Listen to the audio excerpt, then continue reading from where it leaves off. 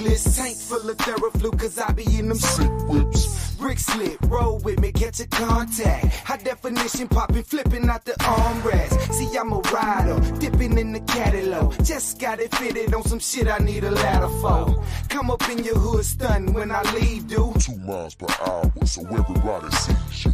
I can't deny, I feel I'm such a fly guy. Top chop, call him Sleepy Hollow when they ride by. I know the haters can't stand it.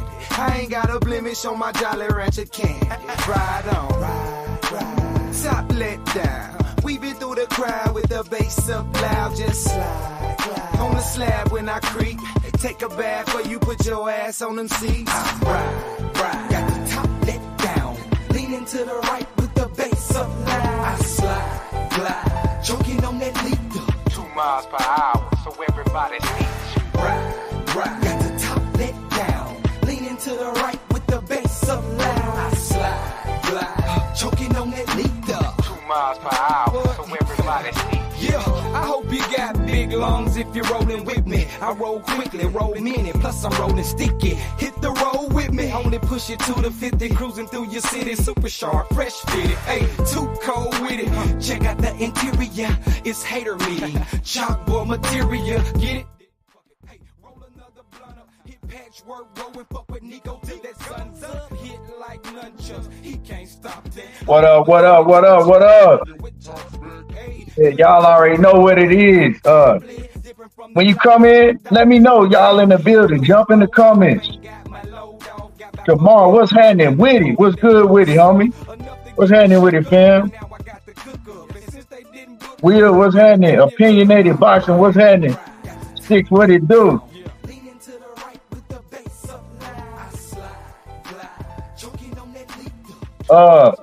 The YouTube app, I only used it when I was at the fight, man. It was cool. It was all right. I'm on my phone right now, so I'm not even on my computer. And I can tell using my phone, the quality ain't as good. The picture quality look messed up. But, let me know if y'all can hear me good. Because like I said, I'm on my phone. And I ain't did a live stream on my phone in a long time.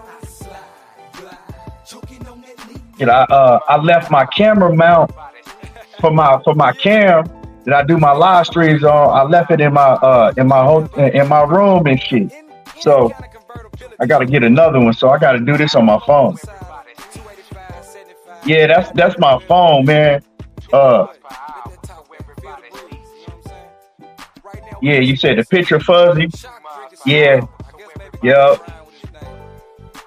That's what I figured, because it looked fuzzy on my end, too.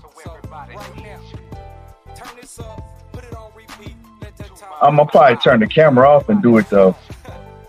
But anyway, you know what I'm saying? Yeah, we got a lot to talk about. We got a lot to chop it up and talk about. This weekend, it was an amazing event. Whole fight card was lit. I ain't gonna lie to y'all, I was real disappointed in having to see my man Gary Antoine, lose. I was real disappointed he didn't get the W, but other than that, man, it was a hell of a night. I was also disappointed I didn't get to see Liam Paro and Subriel Matisse, but I did go back and watch highlights, but I still ain't got to see that whole fight. But other than that, it was going down this weekend for sure.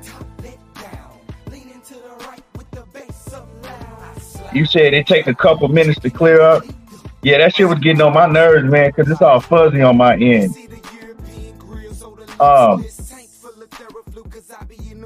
But yeah, Six, what's happening with it? Salute. John Simon, what's happening with it? And y'all smash the like button if you come in for me. Smash on the like button. And so we got some big news that's finna come out soon. I'm hearing that Lomachenko and Gervonta Davis is almost done with. So I'm gonna talk about that. I'm gonna chop it up on just the whole event this weekend. Just the whole event. But I'm trying to wait for a few more people to get in here, because I don't really do live streams like that, so they don't really send out my notifications like that. But it's a lot I want to chop it up about. Randall Bivens, what's happening with it? He said, so the lights and the... Nah, it wasn't no lights that bothered Frank Martin. The lights didn't bother Frank Martin. It was Tank Davis that bothered that man. It didn't have nothing to do with the lights, and you know what I'm saying? We seen what, you know, we seen what it was. But like I said, we gonna chop it up about that.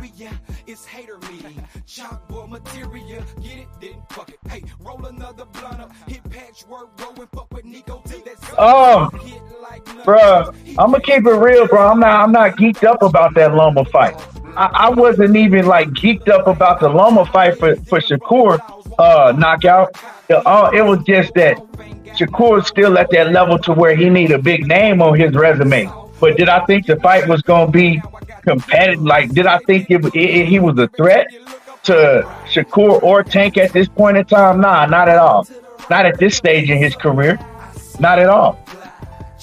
Money, what's happening with it?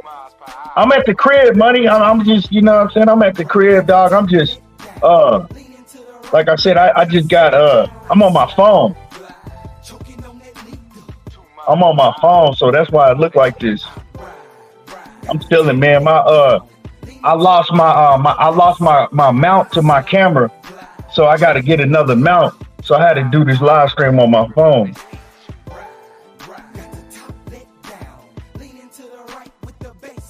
PLG Ski. I hope so, dog. I hope so. That's the one I want to see. Yeah, Will. He gonna watch Loma, dog. He gonna do something bad to that boy. Yeah, I made a bet with somebody last week, Randall Bivens, and I won that bet. You thought you had one, but yeah, I won that bet. Let me see. Y'all smash the like button so we can get into this. Smash on that like button for me. You know, smash the like button. And we're gonna get into this boxing talk. Let me see. Money, if you wanna, you know, if you wanna jump on here, let me know. I'll send you a thing.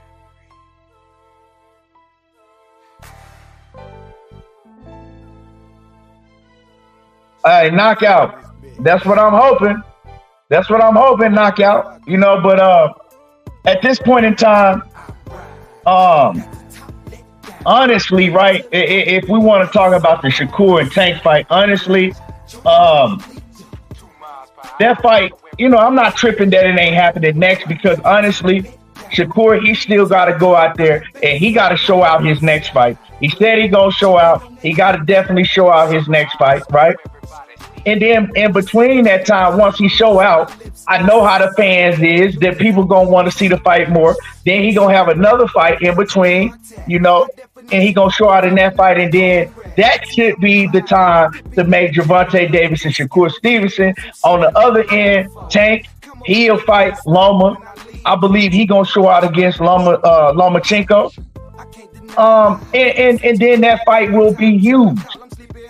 So, you know, hopefully that's the plan, but it's gonna be hard for me to see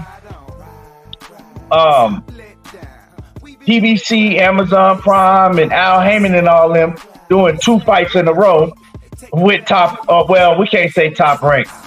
Well, let me say this: doing 2 fights in a row that doesn't consist of one of them being an in-house fight, right?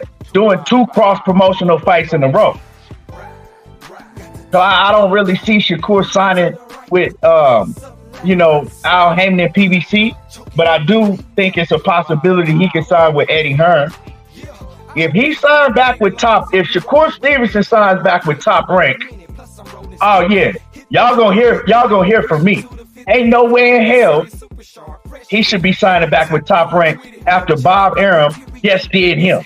After Bob Arum just did Shakur Stevenson, You know what I'm saying? Ain't no way in hell he should do business with them ever again unless they just got a big amount of money on the table. And, you know, but other than that, yeah, I'm going to be on this helmet. Fuck how you feel about it. The best dad ever. What's happening with it? What it do? Yeah, I think I can add you being on my camera. Hold on. Let me see right now, money. Hold on. Damn, I don't think I can. Hold on.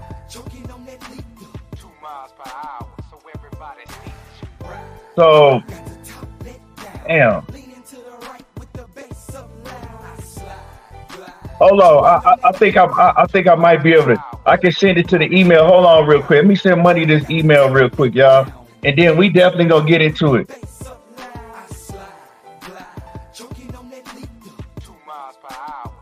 Nah, bro, you know, bro. Motherfuckers was calling me a Shakur Stevenson hater just a couple weeks ago. Niggas was, man, I keep it a buck on every fighter. I don't care who it is. If I like you, if I don't like you, I think that's just my duty to keep it a buck on everybody. Motherfuckers was calling me a Shakur hater because I put a video out, you know, saying Shakur was basically, he was on some bullshit, contradicting himself when it came to the whole, you know, shit with Ryan Garcia, Devin Haney, and the drug test and everything. Like, you know, and I pointed out the fact that I've seen you go in there and fight Oscar Valdez after he popped dirty. You know what I'm saying? And you didn't say that he needed to be banned from boxing for life. I've seen you, you know, root for guys in the past that's popped dirty. So, and I'm not condoning this shit. I'm just saying that we got to keep it a buck all the way around the board. So when I put out that video and I was keeping it a buck, motherfuckers called me a Shakur Stevenson hater. So, I mean, it is what it is. Niggas said I was hating on Errol Spence, and everybody know Errol Spence is my guy. Because I said that if I was Errol Spence, I didn't say what he has to do. I didn't say he was right or wrong. I said if I was him, if I'm that close to Derrick James, if a man then brought me from the bottom all the way to the top and I done made all this money in my career, me, the type of person I am, I'm finna throw you that bread just off the strength. I said that I'm hating on Errol Spence. And so, man, I don't, you can't concern yourself on shit that these fans say. And I'm a fan myself, but you know, I know how to speak with logic. But money, let me send this to you real quick. Hold on. 2 miles per hour, so everybody sees you. I can't deny, I feel I'm such a fly guy. Top chop, call him Sleepy Hollow when they ride by. I know the haters can't stand it. I ain't got a blemish on my Jolly Rancher candy. Ride on, ride. Top let down. Weaving through the crowd with the bass up loud, just slide. On the slab when I creep, take a bath or you put your ass on them seats. Ride. Got the top let down. Leaning to the right with the bass up loud. I slide, choking on that lead. 2 miles per hour, so everybody sees you. Ride. Got the top let down. Okay. Leaning to the right with the bass up loud. I slide, choking on that hold on. So yeah, definitely. When it comes, so definitely when it comes to Shakur Stevenson in Top Rank, that relationship got to be over. Because if he signs back with Top Rank, I can't say nothing, and ain't no Shakur Stevenson fan. I don't want to hear nobody say shit about him not getting no fight. I don't give a fuck if it's Tank, whoever, whatever fight it is. If he signed back with Top Rank after Bob Arum that dogged him out on several different occasions, we can't say nothing.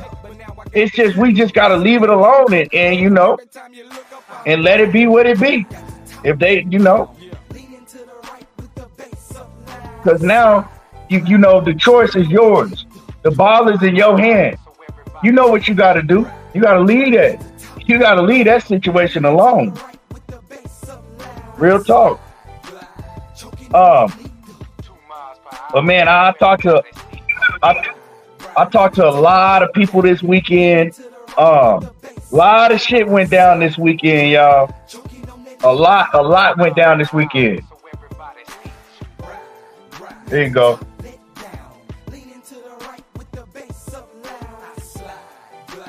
Think of okay.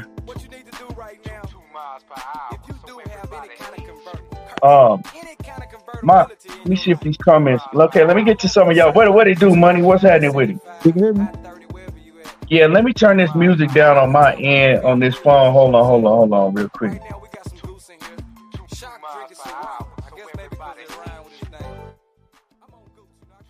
Okay, there we go. Yeah, say something. Make sure I can hear you good. Mic check 1 2 1 2. Mic check 1 2 1 2. I can hear you. Yeah, now say something again. Hold on, let me get a little closer. I'm on my phone too. Can you hear me better? Yeah, but I can hear you a little bit. Let me know if I need to switch the computer. I gotta find my damn computer charger. Yeah, but so you good on my end. But man, so first thing I want to talk about, right? Because we definitely gonna get into all of that. You know, the Shakur, the Lomachenko, Gervonta Davis, Tank Davis, and Frank Martin. I'm gonna tell y'all what I saw from the weigh-ins, what I saw from the fight, and we gonna break that down. But man, first thing I want to talk about is my man Gary Antoine Russell, right?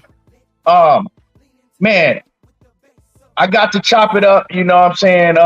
With Gary Antoine Russell. On Saturday morning, right? Got to chop it up with man. Let me get you up out of here, cause hold on. Let me get this clown up out of here. We ain't got time for all of that. Okay, bet. So I got to chop it up with Gary Antoine Russell on Saturday morning, right? Me and Gina, we ran into him and his lady. So we talked for a minute. And it was right after Gary Antoine Russell had weighed in. So for those who don't know, all of the undercard and main card, everybody weighed in early in the morning at like 9 in the morning, except for Gervonta Davis and Frank Martin. But everybody else weighed in. And I ran into Gary Antoine Russell, and he was in good spirits. You know, you could tell like, he wasn't he was in good spirits. Like he you know what I'm saying? Like he stood there and talked to me for a minute.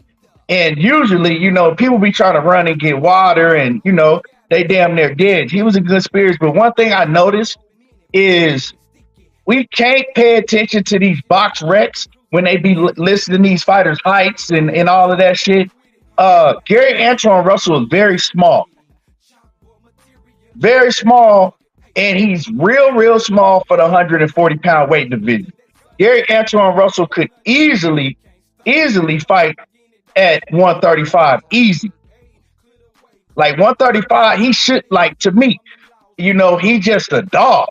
That's why he's fighting at 140, but I don't know, you know, what was the decision coming into, you know, the professional ranks to, you know, have him fight at 140, but he's really small for the division.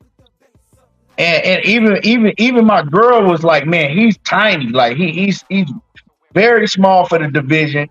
You can't really tell on TV, and he's not really that much bigger than Gary Russell, to tell you the truth. He's a little taller than Gary Russell, but he's not that much bigger than Gary Russell. You know what I'm saying? So it's crazy, man, that I didn't think he was that small, but I remember him always saying, like, yeah, I'd go down to 135 easy if it's a big fight.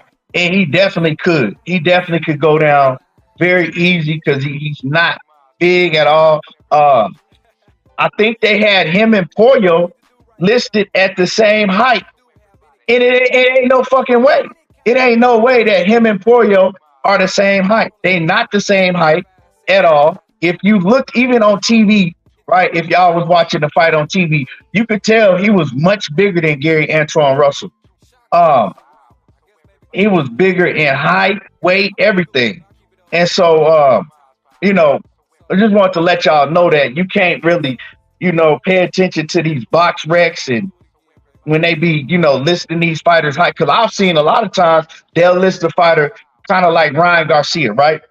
Ryan Garcia, perfect example. They got Ryan Garcia listed at like 5'8" or 5'9", or like Ryan Garcia is every bit of 5'11", 6 foot, easily.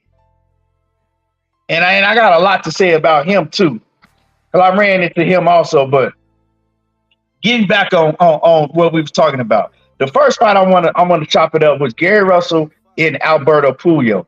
Hell of a fight, man. Hell of a fight. But it was a close fight. You know what I'm saying? It was a close fight.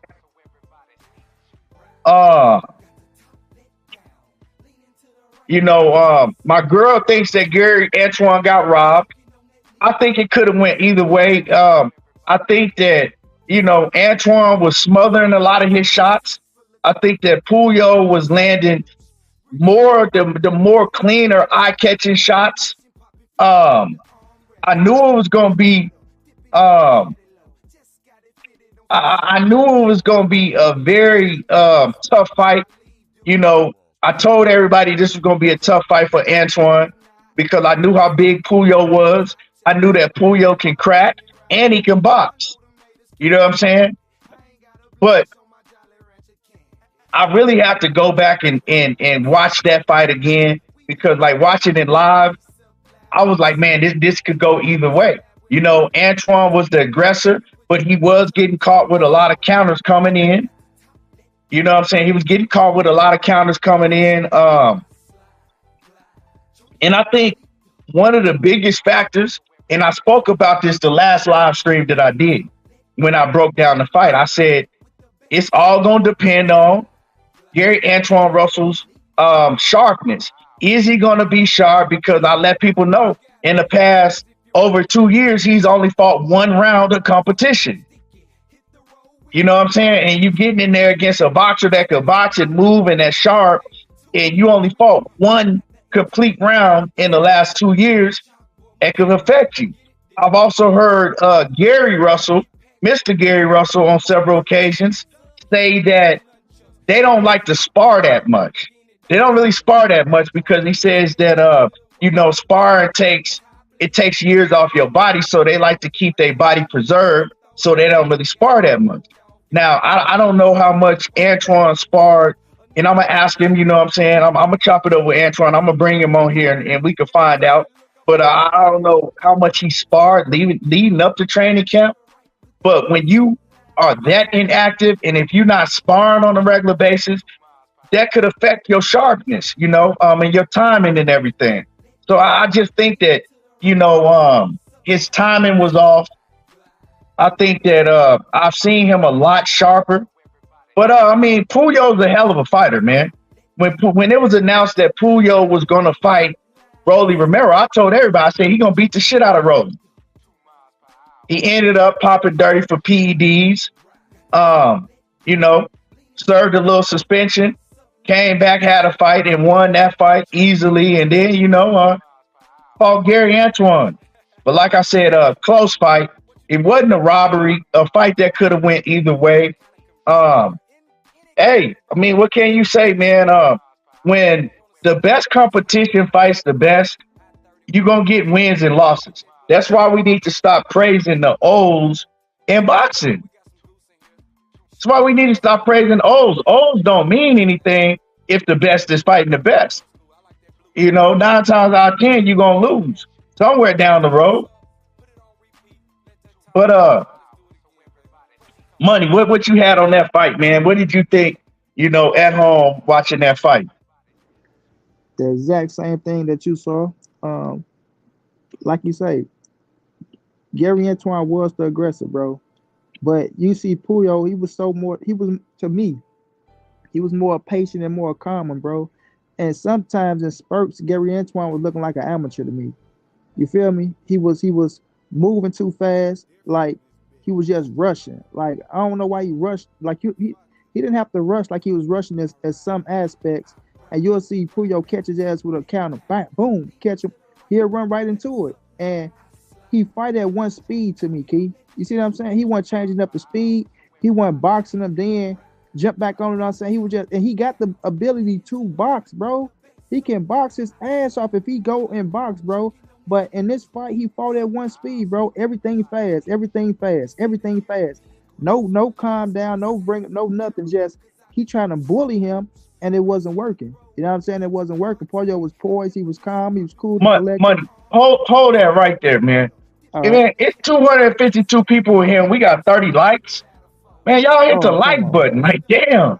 Come on, Y'all bro. can't smash the like button. That Come on, shit bro. free.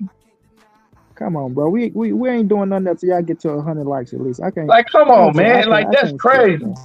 Like, y'all know I don't even really do live stream like this, and I came on here to fuck with y'all. I came on here to chop it up. I could be doing some other shit. And like, damn, y'all can't even smash the like button for niggas. Uh, but yeah, man. Um, but go ahead, man. Yeah, come on, man. Y'all get the likes up, man. Come on. But yeah, it's at times, bro, he was fighting like an amateur to me, you know. But my man was more cool, calm, collect. Now I thought it was close, right? And I'm like you, Key. I gotta watch it over because you know once you and that's one of the fights that I really wanted to see. But once you got almost a 500 motherfuckers and none talking and this, that, and the third, you trying to control this. You miss some things. You know what I'm saying? But I'm not mad at who won the fight. Um, to be honest, just seeing it for the first time, I thought the right man won. Like, I'm not gonna lie, I gotta keep it true. I thought the right man won because I thought he landed more cleaner shots, right? Even though Antoine was being he was being active as hell, but the connection percentage went, you know what I'm saying? It went high. So you know we know how that go, bro. You can throw out depending on who you is, right? You can throw a lot of punches, but if that shit ain't landing, you know what I mean? It's for nothing. But very competitive fight, bro. I don't think it's a step back for Gary Antoine Russell. I feel like Gary Russell Jr. is not their father. He's not their father, bro. And I know they want to keep everything in house, keep everything tight and knit, but they got to start looking for different trainers, bro. Because I don't like the aspect. Like, I'm not saying that they have to do this, but the brother being a trainer, he'll fight it himself because he's not really, you know. I ain't gonna say that he's not because the ability the same. He knows the brother, but he's seeing certain shit that he probably think he can do that you know that ain't good. So I feel like him and his other brother, you know, they need to go seek out, you know, some real trainers to where they can, you know, tweak their shit and get them where they can be better than what they is and make them fight at their strengths and know how to slow that shit down sometimes because Gary Antoine Russell doing all that rushing, you know, you ain't go, you know, that ain't gonna work. And as good as you is, you run into somebody with some of that real pop, but that boy wasn't really, you know, he only had 11 knockouts. He wasn't knocking like that. But you run into somebody with some real pop, you might find yourself on that fucking cameras, bro. So, you know, minor setback for, you know, a major comeback because I still think he got the skills to pay the bills, and I think he still can be world champion. But with that performance, you know what I'm saying? You know, he probably disappointed himself. But I thought the right man won, Key, and I feel like he probably need to find a real trainer, bro. Hmm. Like, man, I'm gonna be real. I can't really say it's the training aspect, right?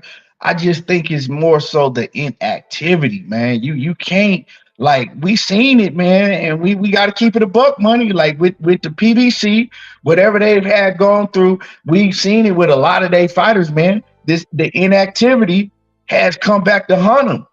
You, especially when you in the stages of a Gary Antoine Russell, his career, bro. Like, he only got what his 18th fight? Was it I his think, 18th fight? yeah, I think so, yeah. Yeah, come on, man. That man, come on, man. That man should have at least, 26 fights by now. Him and Boots came out the same time. Boots got 30 something fights. You know what I'm saying? In the past few years, he been just too inactive. And that is a problem, man. You can't substitute the inactivity, that ring experience, and then, like I said, We got to see how much they spar. It's another thing because if because like I said, I've heard. I don't know if you heard this too. Gary Russell said that he don't like to spar like that. You know, sparring takes Yeah. years off of your body. He don't spar like that. That sparring, you know, they don't really spar often. See, I think they can cut corners on certain shit, bro. You can't do that. Yeah, We yeah, all know yeah. And scoring so, is like you well, gotta get ready for your opponent. It don't matter what the fuck you think. so I don't know. Like I said, I would like to ask him. You know, how much did he spar during this training camp? You know, I was talking to James Tony in the airport, and we know James. I heard James Tony say, man, he used to spar like 6 days a week, 17 rounds. I And spoil now, anybody. I spoil anybody. I spoil every time. yeah, I spoil. yeah, I tell them, but they need to spar. yeah. Hey, it's a good and a bad to that because you know, unfortunately, we seen the outcome now with James Tony, right? But then, Hey, that happen inside the ring, not with no damn sparring. Cause nah, it's sparring. That sparring is what does that. With them guys that like that, just because you gotta understand, man. Back in the crunk boxing days, them niggas was going to war. They was trying to kill each other in sparring. So all of them head blows, man, yeah, and sparring, bro. That like a lot of people, man, don't understand. That headgear don't do too much. That headgear don't do nothing, dog. That's why they stopped.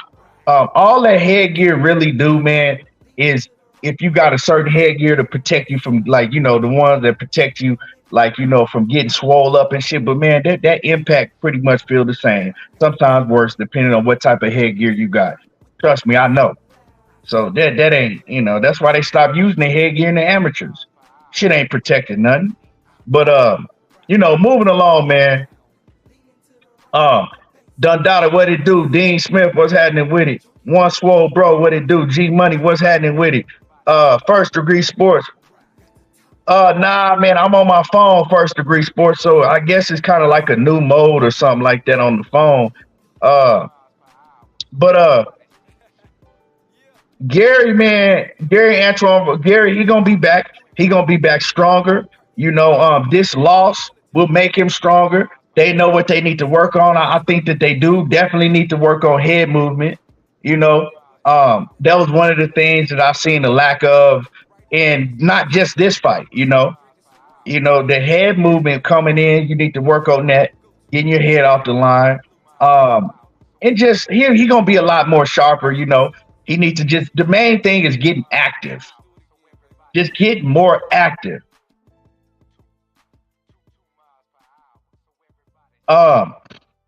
Dundada said he thought that Gary won the fight. Yeah, like I said, man, it could have went either way. A lot of people thought that Gary won, but it wasn't a robbery. You see what I'm saying? It wasn't a robbery. So I mean, hey, you can't complain about a fight that's that close. But moving along, right? David Benavidez, man. Let's talk about my man David Benavidez because I see a lot of y'all, a lot of people, man, they shitting on David Benavidez. Oh, he can't. And the first thing people gonna say is, "Oh man, he Canelo fucks him up." First of all, man, I'm not even gonna get into that whole Canelo situation because my brother, me and Money Brown, we might be on here going at it for the next 3 hours argument. So I ain't got time for that. He don't either. So I'm gonna skip all of that bullshit, but a lot of people, man, and I was sitting behind a nigga, he was getting on my last motherfucking nerves because he was like, man, this the nigga, they talking about the Mexican monster, man. Man, this nigga, man, he trash, man. He man, Canelo knock him out within a couple rounds, man. This nigga in here, he can't even stop this dude. And it just shows you that a lot of people, they only watch boxing because of a few names, of a few big names. And other than that, they don't know shit about boxing. People don't even know who Gvozdyk is. So just because y'all don't know who Gvozdyk is, don't mean that Gvozdyk ain't a motherfucker. He ain't like that. Gvozdyk is absolutely like that. You know what I'm saying? He was a monster himself and still is. When I seen the weigh in and I seen how in shape Gvozdyk was, I said, God damn, David might have a tough fight because I know who Gvozdyk is. I know what type of fighter Gvozdyk is. Gvozdyk is the same fighter that ended Adonis Stevenson's career and almost killed him. And I'm not bragging about it. I'm just saying that I told people this before the fight happened. You know, Gvozdyk is a damn good fighter. Only lost to Arthur Beterbiev and gave Arthur Beterbiev the toughest fight of his career to this date. I heard Mikey Garcia's brother, Peter. Y'all watch, Mikey Garcia's and Robert Garcia and all of them. That's I heard Peter say, that's Mikey's nephew. Oh, Mikey's nephew, yeah.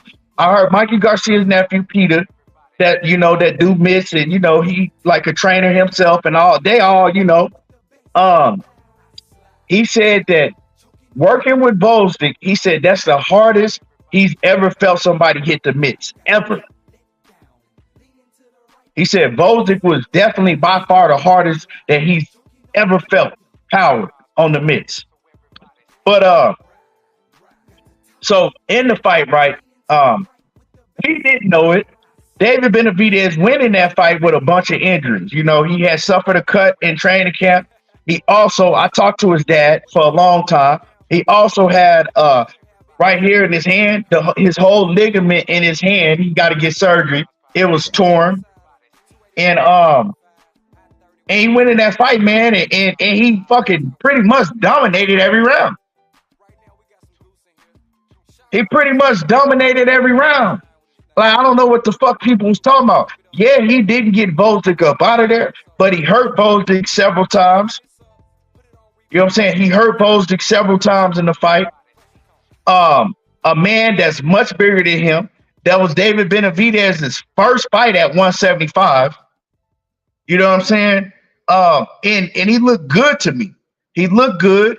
I did think that he kind of got a little bit gassed out by like the 10th, 11th, 12th round, but he still was winning all the rounds. He just wasn't as active as we used to see in David Benavidez. And Gvozdyk, man, is tough. Gvozdyk was, he did what he could do. He showed he was tough. He fought. And a lot of this shit, right, because I'm right there, rings. I'm right there. Like, ain't nobody had a better seat in the house than we did. That's for sure. So I'm right there, and a lot of this shit that y'all be on and on about, David was catching like most of that shit on his gloves. David, his defense ain't pretty, but he don't get hit with a lot of punches clean. He parries a lot of punches with his gloves. Kind of like what Errol Spence, was very, very good at doing when he was in his prime, catching the shots on his gloves and his forearms.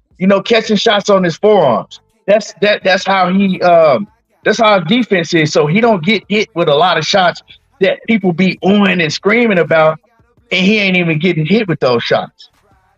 But Money, man, what did you think about the fight?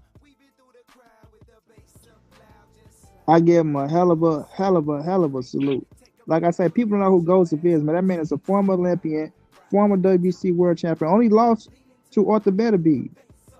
And that fight, he was in the fight, but Arthur Beterbiev, we know the power took over, and he finished Gvozdyk for a minute. But people don't even know Gvozdyk is the one that fucked Adonis Stevenson up. If y'all don't know about that, put him in almost killed that man. You remember that, Keith? Almost killed him. So you know what, man? I remember that fight like it was yesterday, because if you remember, Money, that fight happened the same day that the first Fury and Wilder fight happened. Mm-hmm. And we was all in the state, because I went to the Fury and Wilder fight, but we was all in the Staples Center, and they got an area in the Staples Center where they got a big ass TV. And on that TV, they had the fight with Gvozdyk and Adonis Stevenson, and it was just a bunch of us crowded up, and we was watching the fight in the Staples Center. And I remember when it happened, and Adonis Stevenson, man, he was out. He didn't move, and they had to carry him out on stretcher. And I remember, man, I was like, it was crazy because I was scared for him. Exactly, bro. And David Benavidez went in there and walked that man the whole fight. That man fought to survive. I'm gonna keep it real, bro. He was not trying to fight to win. That man came for a paycheck. And on top of that, I believe Benavidez with the injury that he was having. He ain't even touching all the injury he was having and things that he was saying in the post-fight conference. I believe all of that. That dude is a man of truth. One thing about David Benavidez, he go tell you the truth and he go stand on everything he believe in. Everything about him is solid with me. Everything. Everything about David Benavidez is solid, bro. That dude ain't gonna lie. If you and if you say something about him, he gonna pull up on you, all that. But in a fight, he walked him down, bro. Like your first fight going up, he was going for the knockout, right? But if y'all see how big Gvozdyk was, that dude came in big as fuck, bro. He came in big. He was bigger than Benavidez. So, Benavidez going up for the first time, you get a feel. You gotta, maybe I need to put on more muscle. But I don't think he's committed to 175 like all the way committed, because once he all the way commit, then he can go put on more muscle and things like that. He still want to try to save a little room to see if he get the Canelo fight at 168. So that's the only reason why he probably don't go mass up. But once he put on muscle mass, bro, and get more solid, the power go show, because he was catching goals with big shots. I'm talking about big shots. Hurt him. His ass got the moving, and he to me, he pulled the Charlo, what Charlo did with Canelo. I'm not gonna get knocked out. I'm gonna fight to the end. I'm gonna pick up my check, and I'll live to see another day. That's what I've seen in that fight. Before it's Benavidez in the performance, like I say, he won 100% in that fight. I mean, he won 100% in that fight. He still walked his ass down and got a unanimous decision. So that's dominate, period. You know what I mean? And you going rounds. So at the end of the day, your stamina getting up there, and that benefits you as well. So I respect David Benavidez, and I give him all the credit in the world for that fight. Yeah, man. And it's because you understand boxing, right? You know boxing, you know the history of boxing, and like I said, man, a lot of these dudes, they don't really know boxing like that. They don't really know these fighters. They don't know the history of none of these fighters. So they just, like, people really thought that David was just in there fighting some no-name bum. You know what I'm saying? And then I'm like, man, and I had to, and the dude behind me, man, he wouldn't shut the fuck up, and I had to turn around and let the nigga know, like, bro, you don't even know who the fuck this nigga is in the ring that he fighting. So yeah, man. I think that David put on a hell of a performance.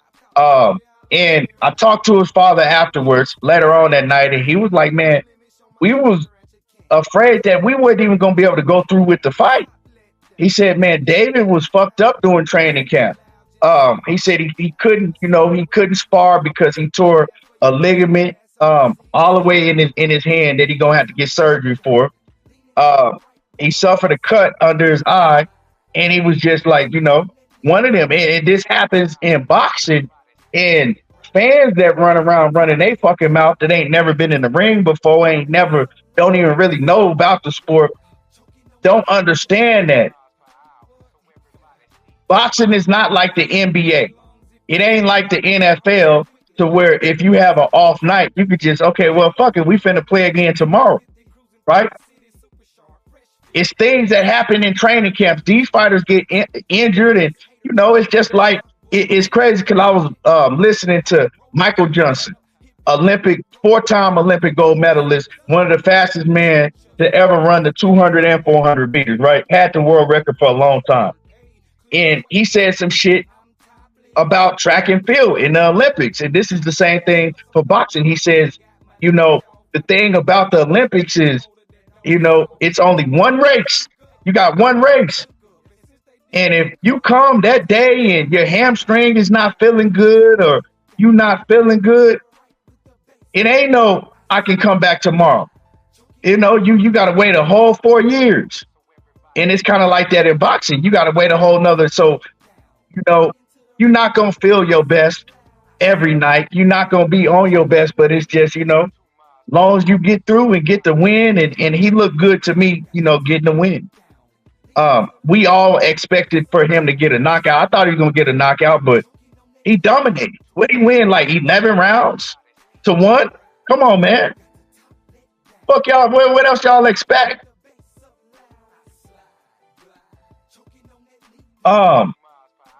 It's just crazy, man. Like everybody talking about he's a bomb and he ain't no month. Like, man, y'all crazy, man. And but so yeah, man. Moving along, man. David Benavidez, I want to see him against Canelo. If he's a bomb, well, that means that Canelo shouldn't have no problem fighting him now, right? Especially he gonna get his highest payday. He gonna get his biggest whatever it is, even if it ain't to 200 million. He gonna make at least 100 million fight David Benavidez. So if David Benavidez is a bomb, well, then Canelo should have no problem fighting him now. I mean, anything you want to add on that before we go to the next money? Repeat that, Key. I had to put my damn earpiece back in the right way. Nah, I said anything else you want to add on that before we go to the next? Nah, man, just people need to understand boxing more, man. Quit, like, they quick to discredit, fam, because they don't like a certain fighter. But like we say, some people don't even know what the fuck they looking at, bro. You know what I mean? Like, to dominate a man, you going up to a division your first time and you dominate a man, bro, a former world champion, and like a lot of people ain't beating Gvozdyk, bro. So to dominate a man like that, bro, you deserve credit. But people, they see what they want to see, man. So at the end of the day, you can't please everybody. But Benavidez, he know where he at, and I think as long as he went, I ain't gonna say long as when he first commit all the way, the power will get even better, bro. That's just my opinion. Mm-hmm. Yeah, definitely.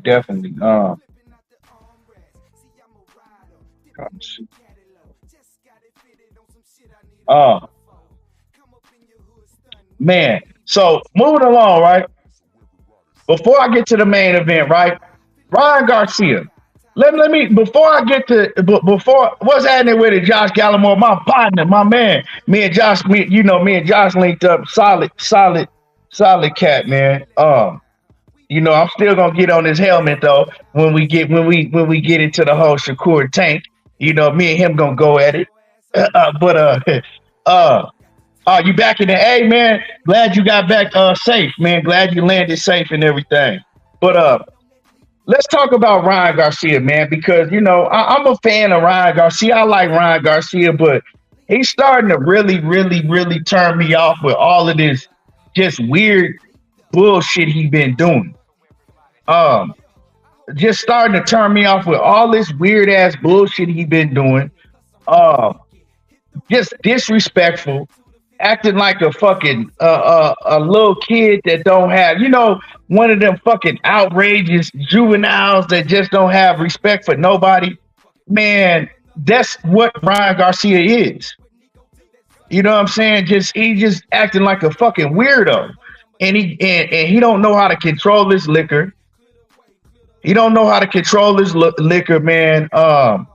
And he getting out of control, and he gonna get hurt. Somebody really gonna do something bad to him, and he think that he can say any and everything because he rolls around with a bunch of security. You know what I'm saying? He ride around with a bunch of security all the time. I seen it. I seen Ryan, and but I seen Caleb Plant before I seen Ryan Garcia, right?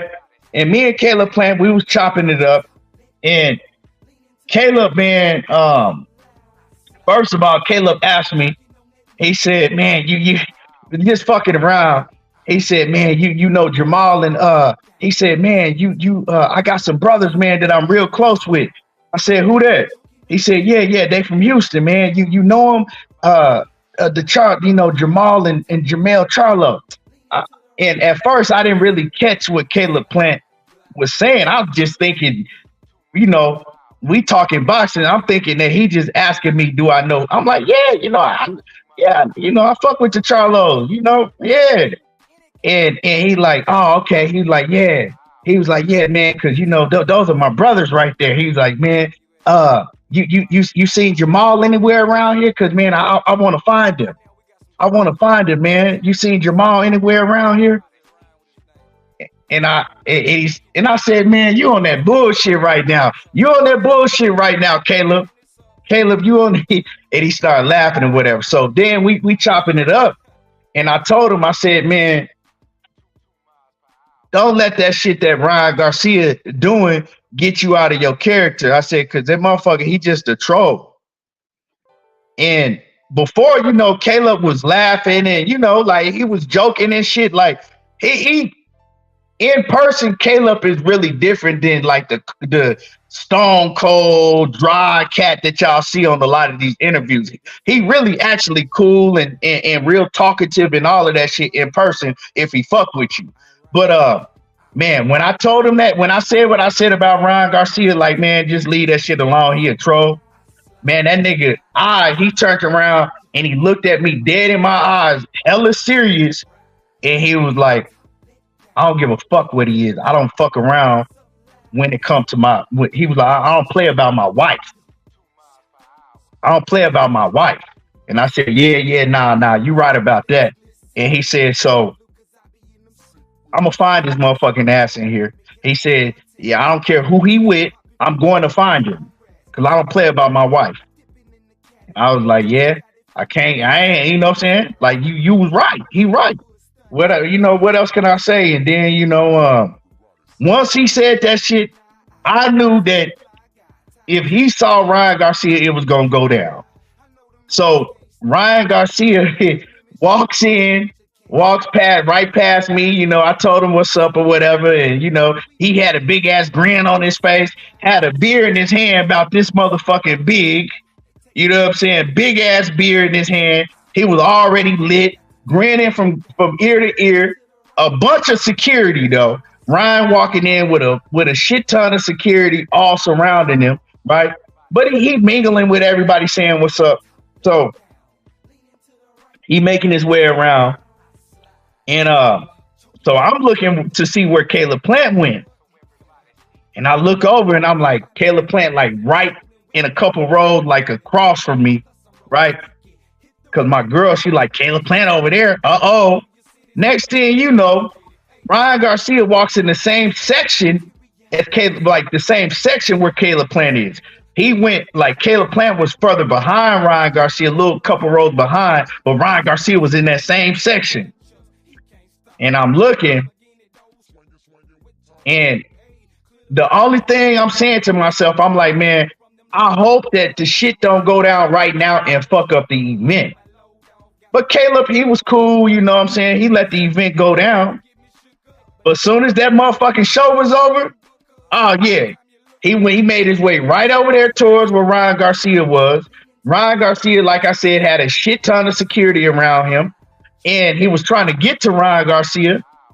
And what he did is he threw a fucking whatever drink Caleb Plant. And it wasn't no liquor because a lot of people, I thought Caleb said he didn't drink. He wasn't drinking liquor. So he threw his drink in Ryan Garcia's face. And then Ryan, of course, like I said, he had all the big ass security guards. They were trying to barricade like Caleb Plant from getting to Ryan Garcia, and they pushed through. And you know what I'm saying, when they pushed Caleb Plant, he fell on the floor, and then, you know, when he got back up, Ryan Garcia was gone already. They already had, you know, shielded Ryan Garcia and got him the fuck up out of there. So I see a lot of clown ass shit going around on social media, like, oh yeah, man, Ryan Garcia did this to Caleb, and Ryan didn't even fucking want to go nowhere near Caleb Plant. He ain't touch him. So, you know, if you got a bunch of 400, 300 plus pound motherfuckers with you and they get to pushing and rumbling, of course, shit, you know, you might fall. But Ryan Garcia, man, he hella disrespectful. And, you know, disrespecting, yes, that man's wife, one thing. But another thing is putting that Jordan Plant in the situation that has nothing to do with her. Jordan Plant is out there working the event, being professional like she always is, you know, doing commentary, interviewing fighters. And you got a nerve enough to be all on social media talking about her pee tastes good and I had my D all up in her mouth and her pee was real good and I was hitting it from the back and all of that disrespectful, crazy ass shit. He need his motherfucking ass hurt. And you think that Caleb Planner ain't nobody gonna let that shit slide. Nobody's gonna let that shit slide. And so just because you got all that security around you, dog, don't mean that you have free range to say anything because hey, somebody gonna catch his ass. He can't have that security around him 24/7, 365. You feel me? Somebody gonna eventually catch Ryan Garcia, and when he get caught, he's going to get hurt. Because if he didn't have that security around him, Caleb Plant would have hurt him bad. Would have hurt him real bad.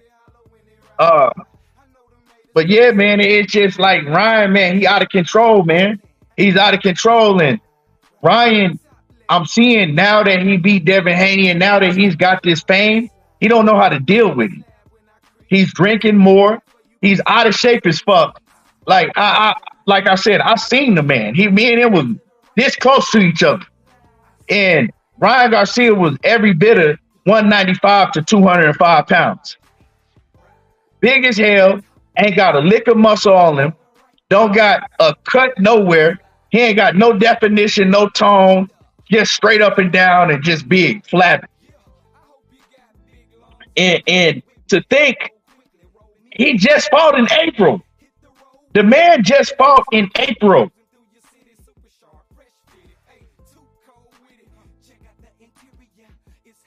He just fought in April. So it ain't no way in hell he should be looking like he does, and he just fought a couple months ago. So I'm saying this to say he's spiraling out of control, and we seeing another version of Adrian Brunner. This is what we seeing. We seeing AB 2.0 with Ryan Garcia. I made a video a couple months ago saying that this is what we're going to see, and it's playing out right in front of our eyes. Some people, man, they don't know how to handle fame and money, and you know, and the disrespect, man. You can't talk about God, you know, as much as he does, and then do the same shit that he be doing. So a lot of people starting to look at the shit as fraudulent.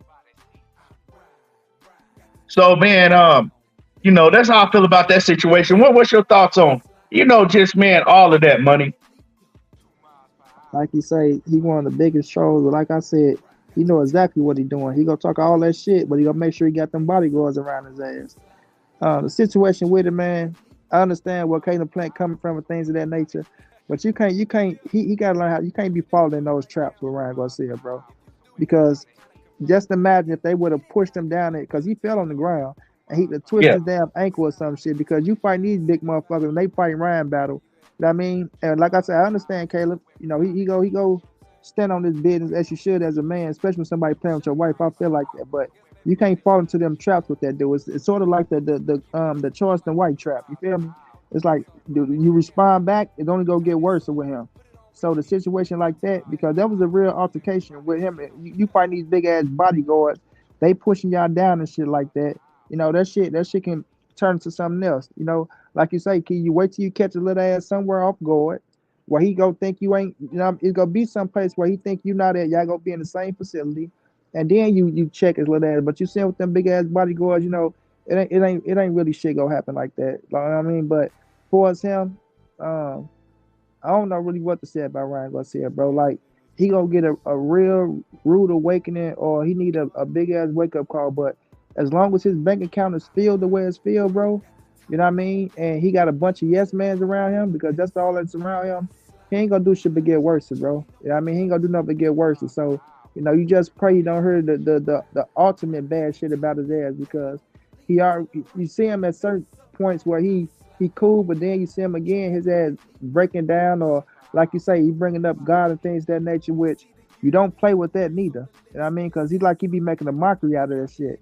So you don't play with religion either, though. So, you know, it's gonna come to a point to where you'll get a rude awakening, and it ain't gonna be from a fighter or somebody. It's gonna be from a random person. You know what I mean? It can be from a random person. You just never know. So I'm not wishing nothing bad on the man, but when you run around and you doing the things you do, you welcoming that negativity towards you. You know what I mean? Because everybody see what your damn following is crazy. You You know what I mean? Everybody around the world see you. Everybody know you now. So it's like, you go welcome some negative energy one day, and it's gonna come when you least expect it. You know what I mean? So if they don't control his little ass and get his ass together, which he a grown man, so can't nobody control him. He grown, so you have to deal with the consequences once they come to your ass. So he better just look himself in the mirror, bro. Give himself a real wake up call, and get some help.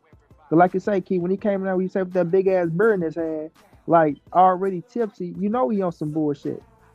I mean, jumping up on the ropes with Tank and shit, like he wasn't supposed to be doing that shit. Tank just cool enough, to let him get away with it, but he ain't. They weren't even supposed to let him to the ropes. You know what I'm saying? He ain't even supposed to be there. This motherfucker golden boy fighter.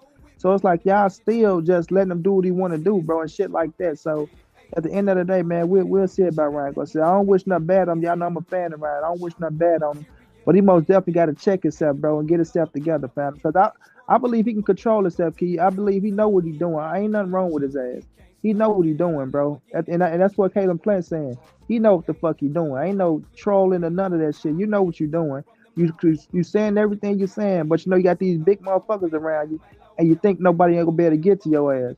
But one day, I ain't gonna say it. It's something to knock them big motherfuckers down. So just know that ain't no motherfucking invincible. So you better watch your mouth. That's what I'm gonna say on that, kid. Yeah, yeah. I mean, a lot of people think, uh,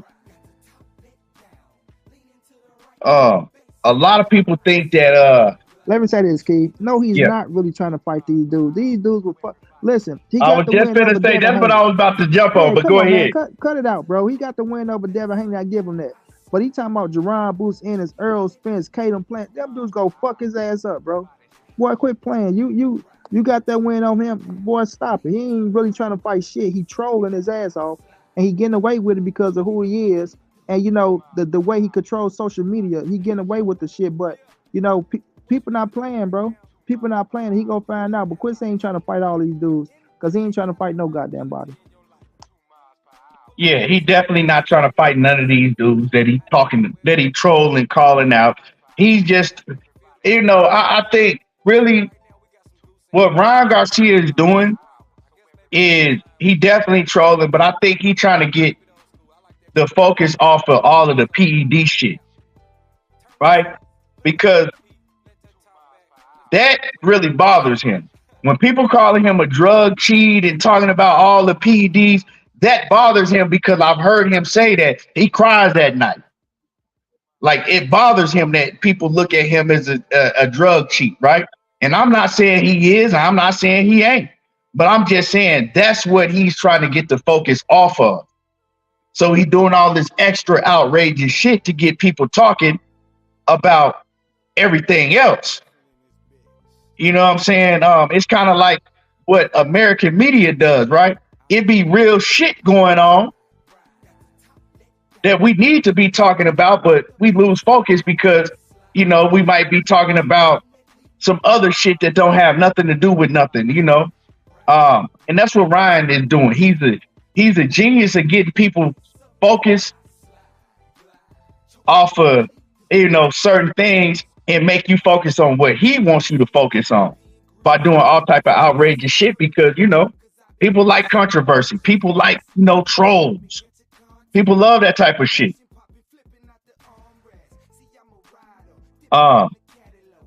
So, hey, man. But anyway, man, let's go into the main event, man. Let's go to the main event, right? Because as most people know, when I called it out, I said, I called and I did a show and I said that, you know what? I'm going to go with Frank Martin for the upset. I'm going to go with Frank Martin for the upset. And, people was on my helmet about that and asked me, well, what make you pick Frank Martin? And when I talked about it, I said, well, if to be honest, I said, I think that Gervonta Davis is the better fighter all around. I said, I don't see Frank Martin being on Tank's level as a fighter. So why you picking Frank Martin to win? I said, well, man, I just think it's gonna be an upset. I think that Frank Martin gonna go in there, he gonna surprise people, and when a fight break out, hey, he might be able to catch Tank with something. But to keep it real, I never thought that Frank Martin was really on that level. I just thought that we might get an upset. It's been a whole lot of upsets in boxing this year, but that didn't happen, right? That didn't happen. But looking back on the whole event, right? A lot of people were saying that Frank Martin was scared. And I was going back and forth, but I thought that maybe that's just Frank Martin's, he just calm and he don't want to let Tank trick him out of his position before the fight happens. Like, throwing punches and basically doing some shit that could jeopardize the fight being called off. So he just not engaging in all of the, all of the tactics, right? But then when I seen the weigh-in, right? And I told Gina, I said, why is he letting this nigga Tank put his finger all in his fucking forehead and shit? I ain't like that. Like, you know what I'm saying? And it started to look like at that point, it's like, is he scared of Tank? I'm like, man, why you letting this man put his finger all in his forehead? And we all wait at the weigh-ins now. You know what I'm saying? We ain't at the press conference no more. It ain't like we got months for the fight to happen no more. Like, we here now. Y'all at the weigh-ins. And we know when fighters have to weigh in, they already irritated and agitated. They already ready to go at a drop of a dime. And you letting this man point his finger all up in your motherfucking face, and you ain't on go mode. And then another thing that I saw, right, that made me think like, oh man, I hope this nigga ain't scared for real, is Frank Martin tried to flex, right? And Tank Davis was kind of like, nigga, get the fuck out the way, and jumped right in front of Frank Martin, made Frank Martin stand behind him and do his pose while he got in front of Frank Martin, was posing right in front of him on the stage. When I seen that shit, I'm like, why is he letting this nigga do this? Like, it's kind of like now you kind of letting this nigga punk you in front of everybody. That's what it was looking like. So at that point in time, I'm still riding with Frank. I'm like, I picked him. I still got to ride with him. We ain't even going to talk about, him looking like he just had got up out the casket. When you talk about that man was struggling to make that weight. And this don't have nothing to do with the outcome of the fight before y'all get to crying, talking about excuses. But everybody's saying that nigga looked like Devin Haney did. Maybe even worse. He looked bad. Man, I seen that man fucking brain beating in his head. Once you see a man brain beating in his head, that means that he probably don't need to be in that weight division no more. I don't know what he was doing to make that weight cut that difficult, but he was doing something that he shouldn't have been doing, because I went back and me and Money talked about this. I went back and I watched and I looked at the weigh-in when he fought Artrum, and he didn't look nothing like that when he fought Artrum. His face wasn't sunk in, and he said he had a bad weight cut against Artrum. So if Artrum was a bad weight cut and you look normal, I don't know what the hell he was doing. Maybe, maybe being in Vegas, and I don't know. But anyway, man, let's get to the fight. Man. Everybody was in the building, star-studded. Tank bring everybody out, that's for sure. Tank is a bona fide superstar in the urban community and just, in boxing. He still ain't past Canelo. And I don't even like Canelo, but he still ain't past Canelo, but he right behind Canelo. And in the fight, man, once the bell rang, right, Frank Martin came out and he looked good when he came out. He didn't look like he was intimidated once that bell rang, because he did step to Tank. He started, he was letting his hands go. And I said, okay, we gonna get a fight. His movement was good. He was kind of frustrating Tank. He was moving. pivoting. When Tank would get close to him, he would grab Tank, make him reset, and he had a great game plan. But as soon as Tank really started pressing him, about maybe like the third or fourth round, as soon as Tank started pressing him, we seen what everybody thought they saw, what most people thought they saw in the build-up, that Frank Martin was terrified. And he started fighting terrified because instead of sticking to your game plan, we seen that he kind of lost all train of thought. He went to doing one thing, and he was doing the same thing over and over again. And by like the fifth round, I said it's only a matter of time before he get knocked out, because you can't fight somebody on the level of a Gervonta Davis and first of all show them that you're scared, because he showed him he was scared. Every time Tank would just flinch at him, he was he was like flinching. He was just too jittery. Then he started like doing unnecessary movement, and then he was moving himself back to the ropes every time. And he started throwing less and less punches. And then when he was throwing punches, he wasn't sitting down on the shots. He was throwing basically punches to try to say, like, get off me, like stay off of me type of punches. He wasn't putting no shit behind his punches to cause any damage to Tank. So Tank was just laughing, walking through that shit with a high guard. And I seen Tank tell his corner, like, he's scared, like, I got him. Tank was laughing because he knew that Frank Martin was afraid. And he knew that Frank was doing the same thing repeatedly over and over. So he knew it was just a matter of time before he caught him. And I think that's what really messed Frank Martin up, is that soon as he felt Gervonta Davis's power, and it was probably a shot that he just caught on the arm, but soon as he felt his power, he didn't want to engage. He was just trying to pray to catch Gervonta Davis coming in with a big shot and pray that he could drop him with a big shot. He didn't really want to fight no more. He went away from the game plan, and like I said, he wasn't throwing no punches that could inflict no damage at all on Tank. He was just throwing pity pat shit. Like, you know what I'm saying? He wasn't throwing a hard jab. At times he would throw an overhand, but the overhand was him backing up and throwing it, so he wasn't getting no leverage on it. So it was like, man, he was overmatched. He showed that his ring IQ wasn't on the level, and he just didn't really know what to do. But I think that Frank Martin is better than what he showed. But when you fighting with fear, everything that you may know, it goes out the window, because you just fighting with fear. You scared.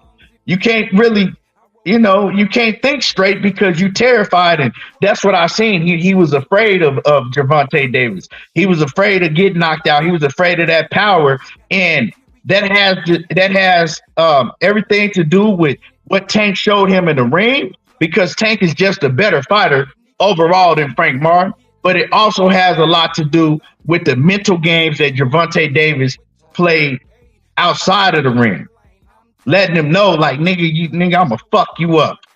Like, nigga, I'ma put my finger in your face, and I wish you would even think about doing something. Like, that was a mental game that Tank played to get in his head, and it worked. So we can look back and we can say that the reason that Frank Martin was letting all that shit go down and he wasn't responding back to Tank with that same type of energy is not because, well, Frank, he just quiet and he just don't really, it was because he was really intimidated of Tank. Tank intimidated him. That's what I seen. I know when a man is intimidated, and you can't tell me that if, any Rudy Poop tried to do that with Frank Martin, that he gonna let that shit happen. You know what I'm saying? Leo Santa Cruz. I'm gonna just use Leo Santa Cruz because me and Leo Santa Cruz, we was playing dice together at the table for a long ass time. Cool ass cat. You think You think Frank Martin gonna let Leo Santa Cruz point all in his motherfucking forehead? You think Frank Martin gonna let Leo Santa Cruz do all that shit that Tank was doing? No. So can't nobody tell me that he wasn't intimidated because we seen it, and then we seen it play out in the we seen it play out in the ring. So yes, he was afraid and intimidated of Gervonta Davis because, like I said, is he gonna let somebody like Leo Santa Cruz do all that shit that Tank was doing? Absolutely not. So you know, we just seen somebody that was overmatched, intimidated inside the ring and outside the ring. But I think that Frank Martin, he's going to learn from this situation. I think that he's going to get a lot better because he knows the things that he got to work on. And, you know, he's been in probably the biggest fight that he's going to be in, you know, and the biggest atmosphere and all of that. But I don't think the lights played any part of anything because, like I said, he came out strong. He came out and he wasn't intimidated until, you know, Tank showed him that power and that speed. And then he just, you know, he went back to being scared. But that's just how I feel about it. And man, and y'all, you know what I'm saying? Hit the like button. Hit the like button. I know we're in a different type of mode, so a lot of people don't know how to some people don't even really know how to comment on here because I looked at it on my phone. It's kind of confusing. But it's three dots at the top of your screen. It's three dots. Click on those three dots and then smash the like button because it's only 98 likes in this mug. So smash the like button. Hit the three dots at the top of the screen and then push the thumbs up. You know, but yeah, man, money, man. What's your take on it? Man, Tank pressed his ass out in that fight. Frank, my guy, rock out with Frank, but the first 3 rounds, no, Tank was doing this thing. He was boxing. I give it to him. I give him the credit, you know, of him winning the fight. I don't want to make it look like he just wasn't doing nothing, but just to me, a little bit, it was kind of like throwaway rounds for Tank. It was like he knew I need to let him throw his shit. Let me see how hard he hit. Right, like you said, he ain't never been on this stage before, so he want to prove that he can hang with Tank. I want to prove that I belong on this level, and you want to try to show something instead of sticking to just a skill set and pacing yourself. So Tank just kept pressing him. Yeah, he was getting some good shots in, you know what I mean? But you know, he pressed him out, put the mental pressure on him, and you know, Frank in his head like, man, this motherfucker just steady coming and coming and coming. Like you said, I'm trying to slow him down, so I sit down a little bit. But like you said, Key, the unnecessary movement, you know, he tiring you out. Right? We ain't never see Frank get that tired that early. But Tank knew it, bro. And he said it. You're a front runner, bro. You know what I mean? He know what front runners do. We know how they get down. I ain't gonna call him a front. Let me take that back.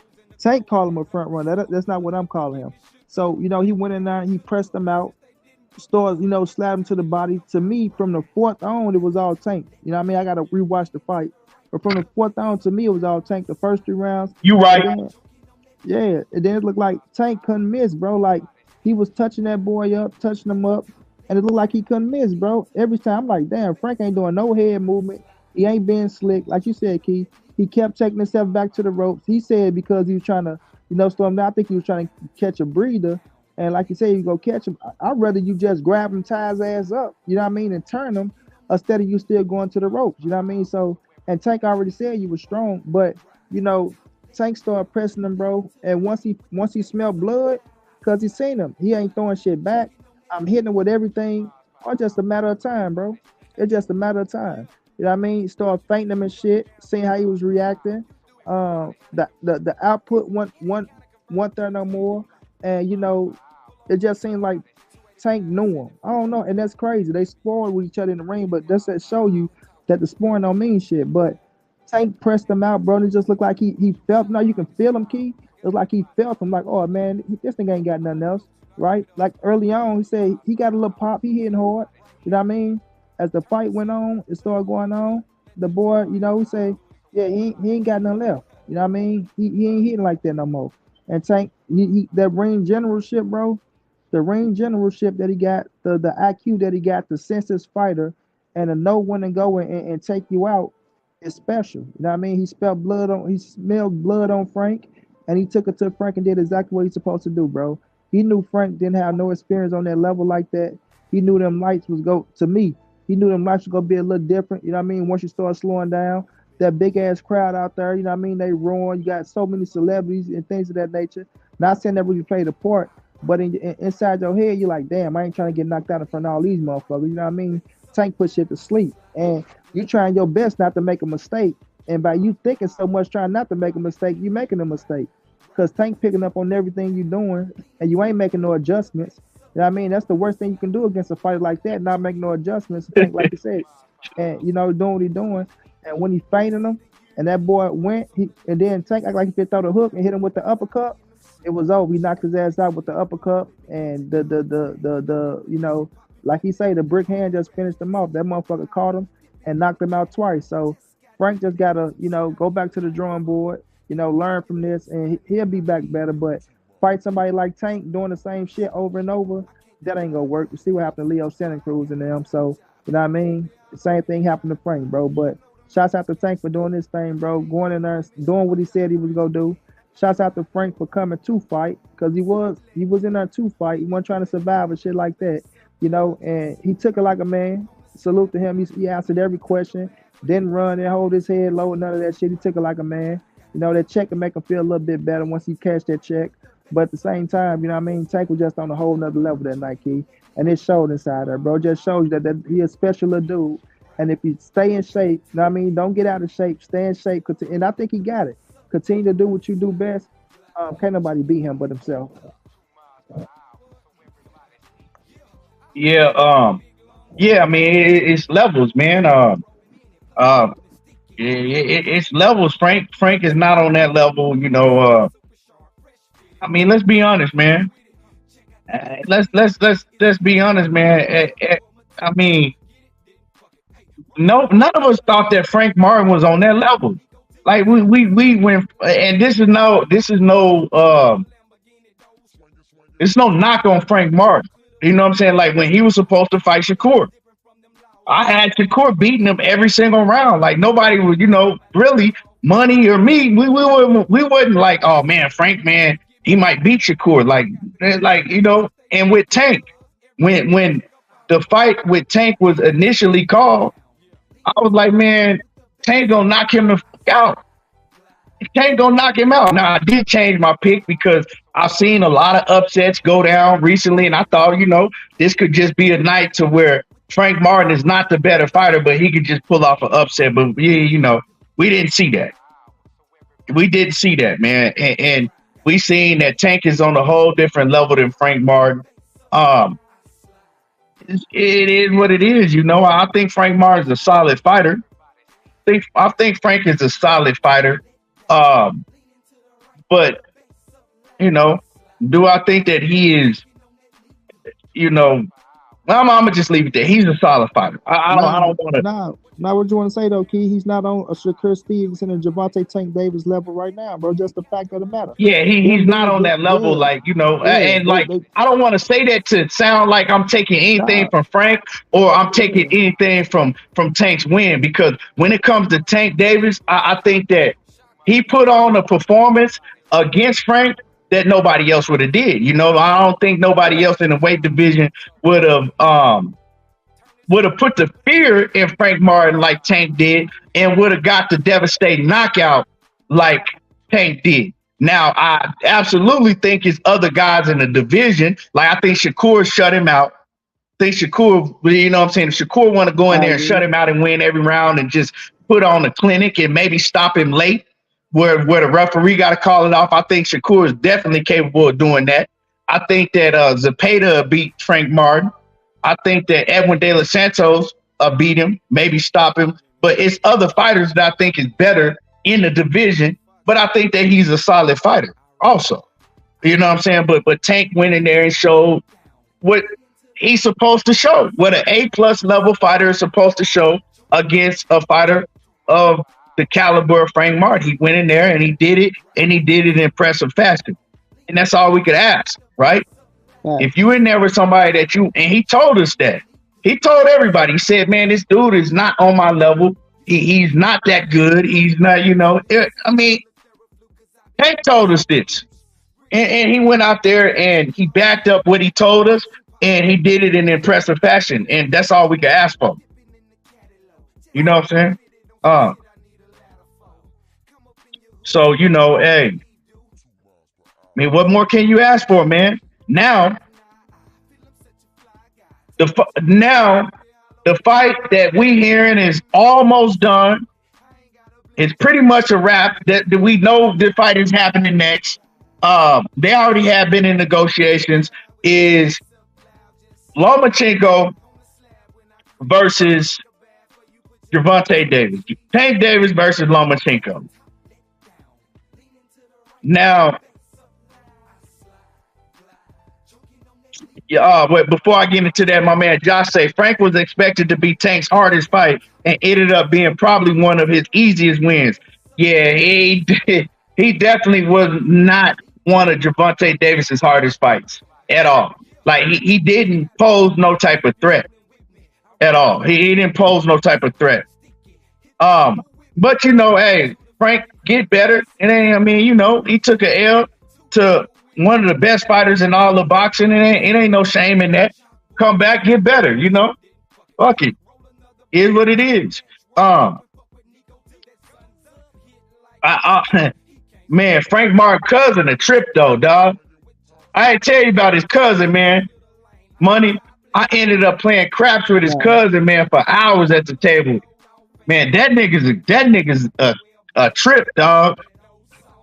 That nigga loud. Fucking that nigga take about 5 minutes to roll the dice. He got all type of shit he got to do in between. Yeah, man. I'll tell you about that shit. But anyway, Gervonta Davis and Lomachenko. A lot of people are all of a sudden excited for this fight. It's a fight that I wanted to see like 6 years ago. I mean, it's cool. I think that Tank Davis is going to hurt Lomachenko. I think it's a much different fight than we would have seen 5 or 6 years ago. I think 5 or 6 years ago, Loma probably would have, I'm not saying he would have beat Tank, but I think he would have been much bigger of a threat. I don't see Lomachenko a threat to beat Shakur or Gervonta Davis right now. When Shakur was calling Lomachenko out, the only reason I wanted that fight for Shakur Stevenson is because I know that Shakur is still on the level to where he need a big name on his resume, right? He's still on the level to where he's trying to, build his star status. Tank is already there. So to me, I'm looking at Tank and Gervonta Davis. I mean, Tank in the Loma fight is like, it don't really do nothing for me. This is just me. It really don't do nothing for me because it's like, I don't see Lomachenko posing no type of threat to Gervonta Davis from what I've seen from Lomachenko. We all know that Lomachenko, one of the things that you got to do to slow him down is go to the body. He don't like body punches. Another thing, if you're athletic and he's not a fighter that he could just get you to be stuck in the mud, watching him do all that, extra movement, he's not that difficult after that. You know what I'm saying? He throws only straight punches most of the time. Every now and then he'll throw, he'll come around your guard with a looping shot, but most of his shit is straight punches. And he's slowed down a lot. You know what I'm saying? He's slowed down a lot. He don't have the power to hurt Tank Davis. And he get hit a lot now. Lomachenko gets hit a lot more than he used to. And even the punches that he took against George Kambosos, right? Yeah, he dominated Kambosos, but even the punches that he took against George Kambosos, imagine him taking them same punches against Tank, and Tank is levels above George. Tank is on a whole nother stratosphere than the George Kambosos. Talk about the punches that he took against Jermaine Ortiz. Tank is a way better fighter than Jermaine Ortiz is. So I think it's gonna be kind of like the same thing we saw with Teofimo Lopez and Lomachenko, where Loma he feels Tank power early and then he don't let his hands go. But I think it's gonna be different than Teo, because I think that Teo didn't get Lomachenko up out of there, and that was 4 years ago. But I think Tank gonna get him up out of there. I think Tank is gonna get him up out of there. In the later rounds, and I just don't see Lomachenko as being a threat to Gervonta Davis. Is one fight at 135 that we need to see, and that's Shakur and Gervonta Davis fight. Other than that, ain't nobody at 135 beating Shakur. Ain't nobody beating Gervonta Davis, and I'm standing on that. But I mean, it's a good fight. It's a good fight for the casual fans, because you got a lot of fans that's gonna say that Lomachenko is gonna beat Tank. It's a good fight for the casual fans, but and Bob Arum finally gets what he want, what he think he want.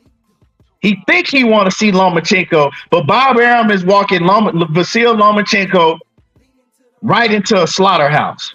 Bob Arum is walking Vasil Lomachenko right into retirement, and he gonna be licking that fucking mat. So if y'all Lomachenko fans, hey, okay, he gonna end his career going out looking real bad. That's what's gonna happen. But go ahead, Money. Yeah, Money, you there? yeah, I'm here. I like the Lomachenko fight. Lomachenko still got something in the gas tank. It's one of them fights that people want before it's over, right? I look at it like this. Tank got the experience, because a lot of people, you know, how they was looking at it when Loma was trying to fight Tank when he was younger. Everybody was calling Tank afraid of Loma, things of that nature, which he wanted to fight Loma, right? But Floyd just tried to go in a different direction. So, Tank said he would have fought Loma, just get his money right. Then it was a couple years ago where he said, yeah, we can make the Loma fight happen. But now it's like, I'm that guy, right? He's in the best position in boxing. All this experience, he got all this experience he need now. 29 going on 30, so he really a full grown man now. Power on a different level now. You know what I mean? I mean, we know when a man become fully grown with the mindset. So Tank mindset is totally different. His mindset is totally different. He's not up under Floyd Mayweather. You know what I'm saying? I'm not gonna say being manipulated or the spell of Floyd, but we all know how it is once you come into the game. With Floyd Money Mayweather, you up under him. He got all the money, he got all the spotlight, all the shine. He is who he is.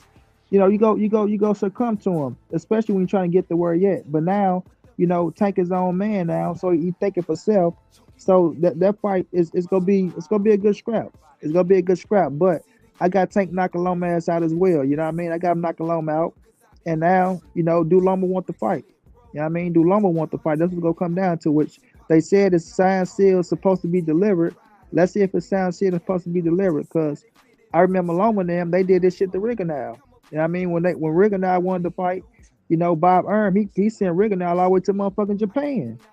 He kicked him to Japan. That's when Loma was at 126 and Rigo was at 22. He could have came up to 22. I mean, up to 26, but he still came to 30 to fight him. And they waited so long from him going to Japan to England, then bringing him back over here and waited and shit because they know Rigo was a bad motherfucker. So, it's just the fact of, being smart, right? Like they say, it's chess, not checkers. And now the position Gervonta Tank Davis in is like, yeah, come on, motherfucker. So I like the fight. You know what I mean? I think Shakur fit get a fight. He got his fight coming up. Tank go fight Loma. Shakur get one more in, and then them boys go ahead and meet up, bro. I feel like that's the perfect build up to Tank and Shakur Stevenson. Tank go out there. You got to take care of Loma because anything can happen, right? After Shakur, handle this autumn, or however you pronounce it down there, I can't pronounce it. After Shakur handle him, then go get you a serious fight to get ready for Gervonta Tank Davis. And then let's see if that shit takes place. You know what I mean? But boys, and like you say, Key, I've been taking Shakur over Lomachenko. I've been taking Shakur over Loma. Shakur pushed up on Loma in that gym. Where everybody talking about, oh, he begging for a fight. He ain't begging for shit. He checking Lomachenko temperature. Them boys sparred twice. They sparred twice, so Loma know what Shakur is. You know what I mean? He know Shakur a bad motherfucker. So he didn't want no Shakur. Loma didn't want no Shakur. I'm gonna keep it real. He didn't want to see Shakur in the ring, fam. So he'll fight Tank because he know it's on that level. He know that money there, right? And he know if he beat Tank, he do get a lot of recognition. But he know Shakur is that motherfucker that's like, you know, I seen what he about. You know what I mean? Because the first spawn, I ain't gonna go speak on the spawn too much. First Well, spawn you was can cool, speak on it. back I and mean, forth. shit. Nah, I'm Fuck just you. saying I ain't gonna speak on too much for people want to make it like a spawn and shit. But the first spawn was back and forth. Then the second spawn, Shakur handled that boy. It wasn't even close. And I got this from my boy who was in there watching them spawn. You feel me? And even my boy spoiled Shakur, and he said I couldn't do shit with him. I couldn't do nothing with him, bro. That dude just special. So you know, when Loma seen that shit, he know what it is for Shakur Stevenson. You know what I mean? Like I'm gonna just be real. He know that's a L. He know that's a L. So you know he don't want to see that fight. Then Shakur ain't known like Tank, and you know he looking at that big ass paycheck with Tank and the recognition. So you know I got Tank knocking him out. I got Shakur outboxing his ass. You know what I mean? And I just feel like both of them dudes, like you say, nobody is beating either one. It's go take each other to take each other out. You know what I'm saying? And you know I'm rocking with Tank all the way, but I know Shakur is that special to where he got a shot. And nobody gonna tell me different. That motherfucker is skillful. He ain't no Devin Haney. He ain't no Frank Morton. The way his defense is set up is, y'all might not like it. He don't give a fuck. And I respect him for that. Like I say, whenever you get to the point to where you know what you is, and you fight to your strengths, you can't do nothing but respect it. Can't do nothing but respect it. So Shakur's a bad motherfucker. He gonna show out in this next fight. He gonna show out. So I respect Shakur on a whole nother level. But him and Tank is the fight. That's the big fight. But I want Shakur to get more recognition. I want him to get this sour taste out of people's mouth because they be hating on him. So go ahead and get the sour taste out their mouth. Go put a masterpiece down. That way motherfuckers say, okay, we see what you is now. And then let that Tank and Shakur take place. So I can take all Keon money. Yeah, that definitely ain't gonna happen. A lot of niggas gonna be paying me when that fight go down. That's a whole different story in itself. But I mean, yeah, I mean, like I said, this is a fight for the casuals. To me, that's what it is. I don't see Lomachenko as no threat like that. Like like you barely getting past Jermaine. I think that Lomachenko lost to I think he barely might have edged Jermaine Ortiz by 1 point. I don't think that Lomachenko beat Devin Haney. So to me, Loma didn't beat Devin Haney. It was a close fight, but he ain't beat Devin Haney. So mm, I mean, it's just that's just what it is. A fight for to have a big known name on his resume, and whatever. But I disagree with Money when Money say that he think that Tank wanted to fight Loma back in the day. I don't think they wanted that fight back in the day at all. I don't think that Tank wanted to fight Loma back in the day because it showed when Floyd Mayweather said, "Look," kind of threatened him with that fight. You could tell he didn't want that fight, and I'm just going off of what we seen. And then they said out of their own mouth that they was just gonna do this. They was gonna wait and age Lomachenko out. So I mean, this was the plan. We get in the fight when Floyd Mayweather, even though he not with Tank no more, but this is now we get in the fight because Floyd told us years ago when we was gonna get the fight. And it's playing out just exactly like they said it was gonna play out. Um, but I don't think he no threat. He's not a threat to Tank in my eyes at all. But and I'm trying to really like assess this fight and ask myself, do I think this is gonna be Tank's toughest fight? I don't. I don't think even Lomachenko even gonna be Tank's toughest fight. I don't think that Lomachenko is gonna give Tank a tougher fight than Mario Barrios did, and I don't think he gonna give Tank a tougher fight than Pitbull Cruz did. So nah,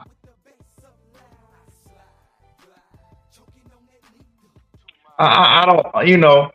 Um, Nah, I don't. I just and I'm just being honest. I really can't see it. I can't see that shit that Lomachenko does affecting Tank Davis now. And Tank is a southpaw. And Tank a southpaw. So I don't see like that shit that Loma does because, like I said, the shit that he does, like he never showed real punching power at 135. He ain't never showed real punching power like that at 135. He showed accuracy. But I don't know, man. We just gotta see. We gotta see how the fight play out because Loma, he does have pinpoint accuracy. He can frustrate you and catch you with them straight shots, but I just don't see him wanting to let his hands go, knowing what type of firepower is going to come back when Tank started letting his hands go.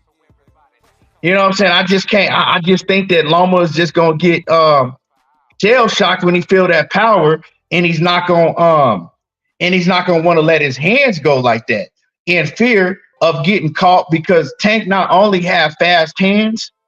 Tank has fast hands with accurate power, so very accurate. My bad. And once Tank start going down to Lomachenko's body, Lomachenko starts shelling up. Like the way that he reacts to body punches, it ain't good. It's kind of like the same way that Usyk reacts to body punches. And so once he starts shelling up and Tank see that. We know what's coming. That boom is coming. And so, but I think he can have some success. Maybe, it just all depends how he fights. Is he going to fight like he fought with Teofimo Lopez to where he's going to kind of not let his hands go, play, move and play defensively for the first 6 rounds and then try to come on? Like, it just all depends. Or is he going to come out and try to fight from the gate? It just all depends, But either way, however it is, I think we're going to, see the same results. He's going to end up, licking that motherfucking canvas.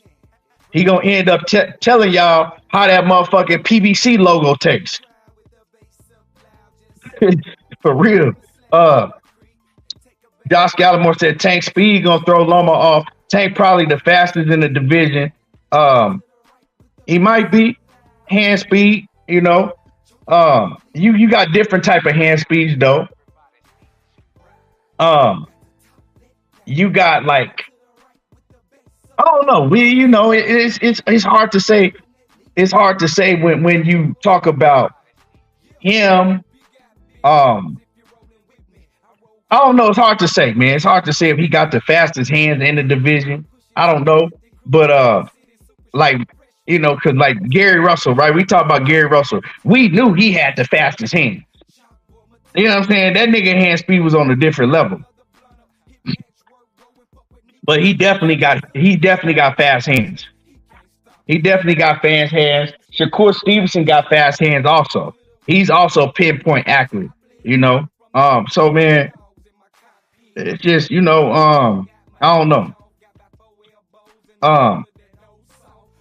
Rhyme Line says Lomachenko only chance is to take Shakur defense and Pitbull offense and move and outpoint Tank.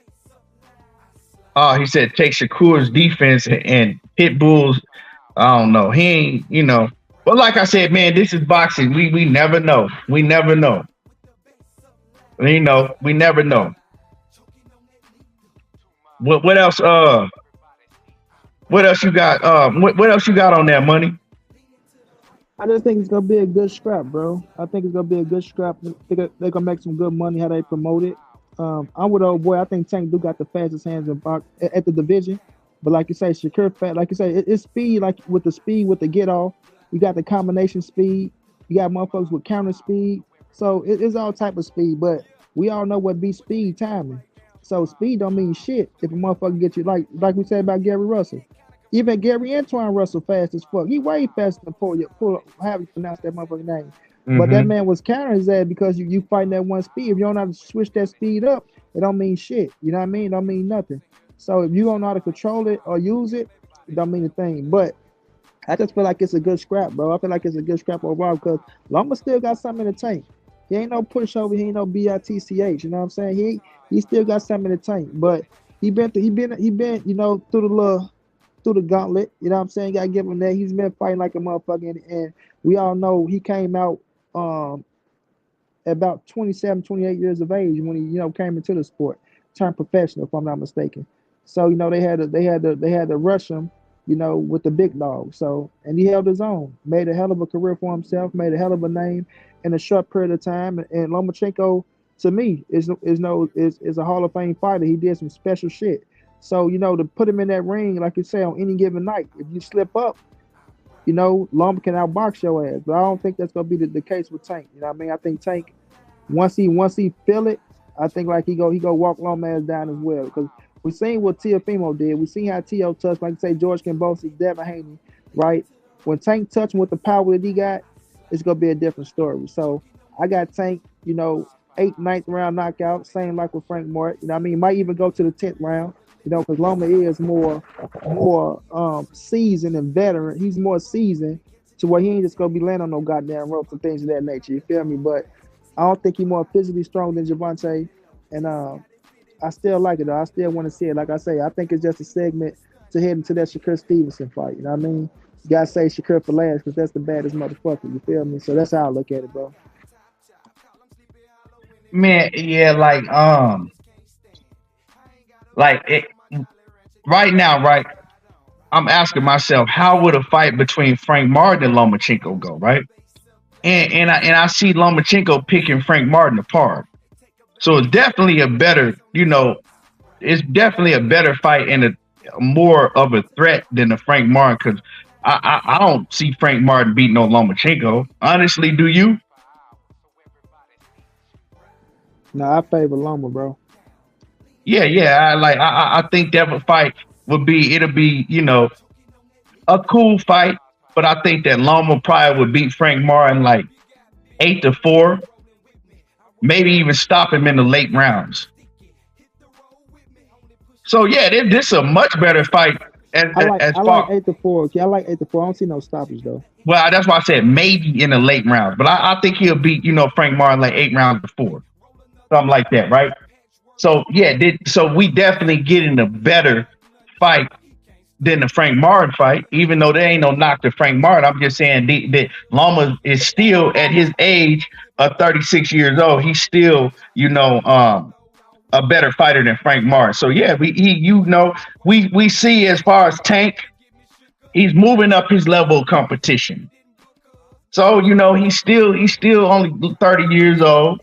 So he moving up his level of competition. So hey, 29 and a half. Thank you very much. hey, so he going in the right direction, right? Because for a long time, me and a lot of people was pissed off with the type of opponents that he fighting, but now he going in the right direction. So hey man, it's just after this, we know what fight needs to happen for sure. Let Shakur go out there, dominate motherfucking Artrum. Let Shakur put on a dominating performance his next fight, because they only fighting a month apart. So you know what I'm saying, and then line Gervonta Davis over Lomachenko. Shakur, by that time, he should be the left top rank already. Line him up with another solid fighter at 135. They could fight. They probably gonna fight, like, say right now, right? Looking at the landscape, right? Shakur fight next month. He gonna have another fight this year. Tank gonna fight Lomachenko.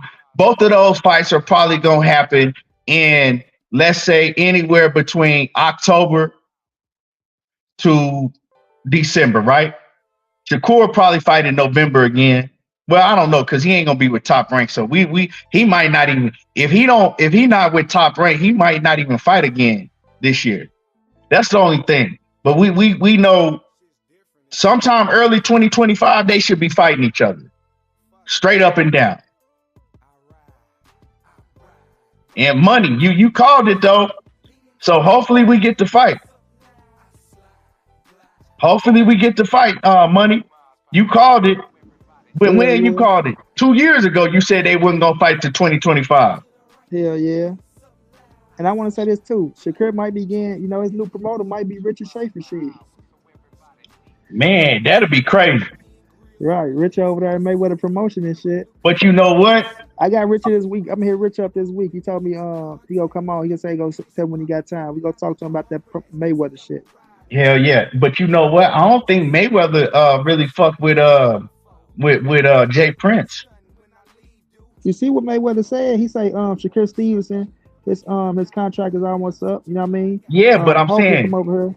but Yeah, Jay Prince, yeah, I know what you're saying, y'all. the whole thing is he still has Jay Prince as his manager, and that's like what's making everything cloudy to me. It's like Jay Prince only do business with Top Rank, only does business with Top Rank.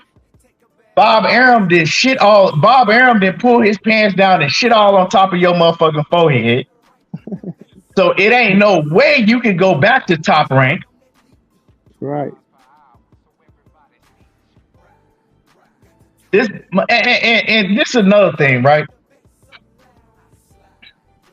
Bob Arum says that a fight with Tank and Loma is a much bigger fight than Shakur and Tank. No, the fuck it ain't.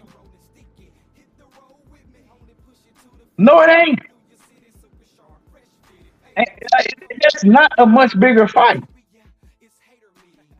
Like the whole world been arguing about Shakur and Tank, not Loma and Tank. So we've always known that Bob Arum, Lomachenko is his guy. If Loma wants anything over there at Top Rank, Bob Arum will fucking run through fire to make it happen. When Lomachenko said that he wanted to be undisputed, Bob Arum did everything he could to make sure that Lomachenko became undisputed. It didn't happen, but he did everything he could. He loves Lomachenko. And to have a fighter that Bob Arum said out of his own mouth that he don't believe nobody can beat Shakur Stevenson at 135.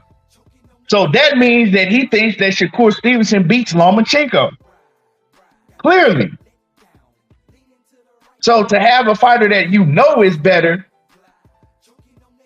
and you skip over him to give this other fighter that you got, that you gave every opportunity in the world to, well, we know what it is, bro. Remember that boy said Lomachenko better than Muhammad Ali. You know what Right. they say. So we know what it is. We know how Bob Arum feels about you, and we know how he feels about Lomachenko. And if it gotta be you or Lomachenko, he gonna pick Lomachenko getting the favor every time.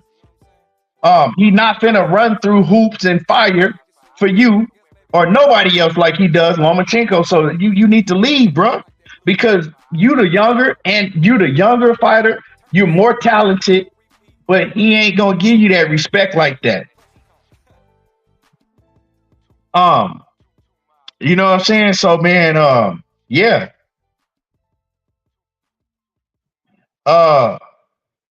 Relo says Shakur needs to stay with Top Rank to fight Baranchek. That's not a fucking. Don't nobody know who he is, bro. At this point in time, after Shakur fight Artrum, Shakur really can't afford to fight another no-name fighter because the casual fans like y'all that's in here, a lot of y'all in here right now, that's who really run boxing. He's not talking about Ivan Baranchek, is he? No, Baranchek, the one that beat the one that's the champion. He's the champion at 135. He's the WBO? I think he's the WBO champion at 135. He beat Navarrete. Okay, yeah, okay, just beat Navarrete. Yeah, the one that just beat. Both of them sloppy. Oh, you talking about the nigga from Ukraine? That dude sloppy than the motherfucker, man. Yeah, but I'm saying like somebody had made a comment that Shakur needs to stay with Top Rank to fight him, and I'm like, Shakur don't need to be fighting nobody like that, bro. He should be fighting Lomachenko before he fight that nigga. Yeah, like Shakur need a name.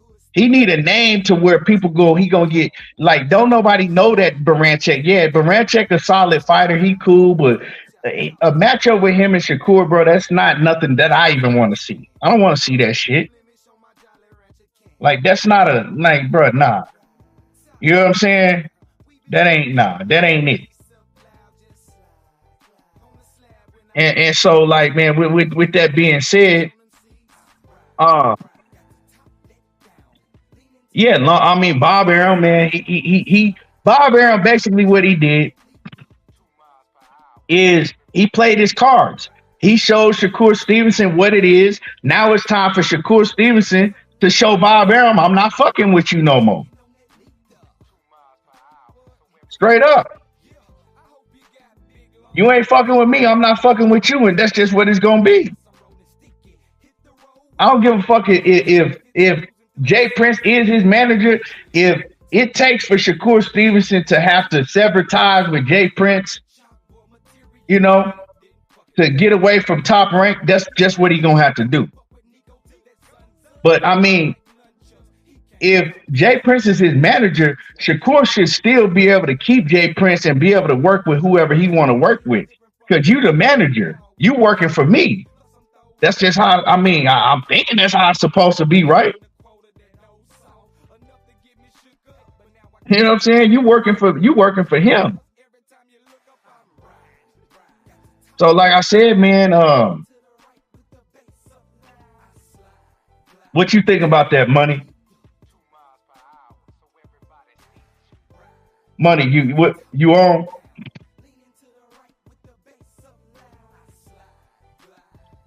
I mean, well, if I said like a lot of y'all in here casuals, right? And you respond and get offended, well, I mean, I must have been talking to you. You know what I'm saying? I'm right, kid. I was talking to my little sister. Yeah, you was talking about the Jay Prince, and I was Yeah. listening to you too. Yeah, Shakur got to put his foot down, bro. It's like you got to do something. Like if you don't like the move you want to make, then hey, goodbye, shit. You know what I mean? I'm quite sure a management deal ain't a contract like for years and years and shit like that.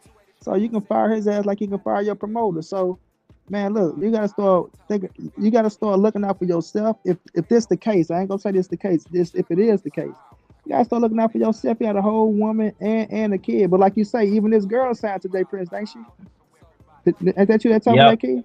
Yep. Yeah, but Even at his the same fiance time. signed to Jay Prince. Yeah, so he gotta start being smart. Like this boxing game is this boxing game, bro. If you want to make a move that's gonna get you a Gervonta Tank Davis fight, and you know it's gonna get you a Tank fight, and he not trying to make that happen, sorry, bro. I appreciate you. I appreciate the Rap A Lot family, but if I can part ways with Andre Ward, I can part ways with your ass as well. So he got to be a man. That's why I say. That's why you got to respect Tank for taking his career in his own hands. If it come to that case with Shakur Stevenson and he don't take his career in his own hands, then if you don't get a Tank fight or if there's something that's holding you back from what you wanted to do, you can't blame nobody but yourself, bro. You're a grown ass man now. And honestly, right, I can't see Amazon Prime PBC doing 2 back-to-back pay-per-view fights with Top Rank. I like they'll do business with each other. Like, if they want to get a fight made, if Bob Arum have a fighter that he wants to get a fight made with the PBC, he gonna do it. If PBC gonna do it, also vice versa, right? But I don't see them doing 2 fights back to back. I honestly, man, I honestly don't think that Shakur, that Tank is going to want to fight Shakur until later on in his 6 or 7 fight deal. I honestly don't even see that fight happening next year. If I'm gonna keep it a buck with y'all, I don't see. I think Tank is trying to, save that fight to down the line. I think that after he beat Lomachenko, he probably gonna rematch Pitbull Cruz because I seen him say that he'll rematch Pitbull Cruz now. He was like, yeah, I'll rematch Pitbull Cruz. I'll fight him again. I think that that's more likely what we'll see is a fight between him and Pitbull Cruz. Just thinking about it, I don't see him and Shakur fighting no time soon.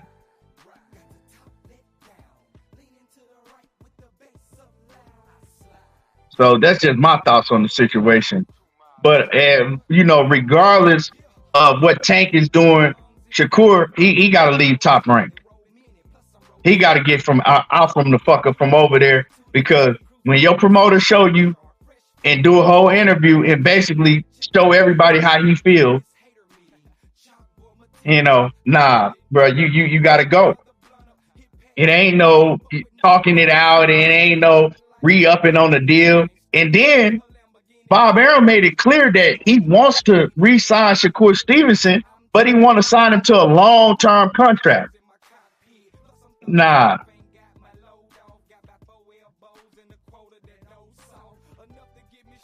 But yeah, man.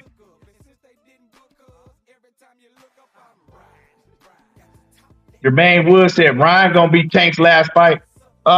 In your dream, you know what I'm saying? You might dream about Ryan. Ryan and Tank ain't never fighting again. That fight ain't taking place. Ryan is too big.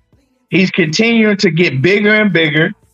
And if Ryan Garcia and Tank fought, it's just not possible. Because in order for that fight to happen, Ryan Garcia talking about he only can go down to 145 at least. Tank talking about 140 or 143 with a rehydration clause. And Ryan said he'll never do a rehydration clause again. So it's just too many variables for that fight to happen. And the bottom line is Ryan Garcia is just too big. He's too big to and he's too undisciplined. So he's gaining more and more weight. So it ain't happening. Like that's a fight that a lot of people do want to see. That's a huge money fight for Tank and Ryan Garcia. They both will make over $100 million, probably at this point in time. But it's just not gonna happen because of the just the weight discrepancy with Ryan Garcia. He's too big now. But yeah, man, y'all. Once again, smash the like button for me. It's the three little dots at the top of the screen. Click on those three little dots, smash the like button. We up out of here, man. Great live stream. I appreciate everybody tuning in. My man Jermaine says, what you think about Rick Glazier, Frank Fire DJ? Man, I seen that. My bad, man. I just seen your super chat right now, man. I seen that Rick Glazier, for everybody, is saying that Frank Martin fired Derrick James. Now, I don't know if this is true. This is just a rumor that Rick Glazier put out on X saying that Frank Martin has fired Derrick James. I don't know the truth to this. I will find out. I'll get with, I met some of Frank's people, so I could contact some of his people and I'll find out. And I'll get if this is the truth or not. But other than that, man, I appreciate y'all tuning in. Make sure you click them little three dots at the top of the screen and smash the like button. And hey, we gonna see. Everything is just opinionated. We all just speaking on opinion until these fighters get in the ring and fight each other. Anything can happen. I appreciate y'all, and y'all already know how I do. I'm talking that boxing again. Sheena, I see you. I see you, Queen. Appreciate you in the building. But we out. I'll be back.